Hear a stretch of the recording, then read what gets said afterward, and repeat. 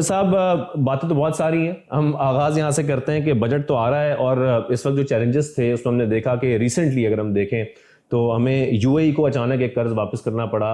No doubt کہ اس میں سعودی عرب اور قطر سے ہم اس ضرورت کو پورا کرنے کی کوشش تو کر رہے ہیں, لیکن اگر وہ نہ ہوتی تو تقریباً $11.5 بلین پر ہمارے ریزروز آ جاتے ہیں, جو کہ بہت بڑی ایک مشکل ہے. پھر اس کے ساتھ ساتھ مشرق وسطیٰ کی جو موجودہ صورتحال ہے وہ بھی ہم سب کے سامنے ہے. ایسی صورتحال میں ہم ایکسپیکٹ کریں کہ ایک عوام دوست بجٹ آ سکے گا؟ شکریہ شاذب. جیسے آپ نے کہا کہ یہ بہت چیلنجنگ سچویشن ہے. سب سے بڑا جو ہمارے جو ملک میں ہمیشہ مسئلہ رہا ہے یہ ٹوئن ڈیفیسٹ کا رہا ہے. دو قسم کے جو ہمیں ڈیفیسٹ رہتا ہے, ایک تو بجٹ میں خسارہ اور ایک ہمارا فارن ایکسچینج کا خسارہ. تو ان دونوں خساروں کو اس وقت ہمیں سامنا ہے, کیونکہ اچانک ہی جو اب آئل پرائسز بڑھ گئی ہیں تو یہ آپ کا بہت بڑا پریشر آئے گا on your foreign exchange reserves.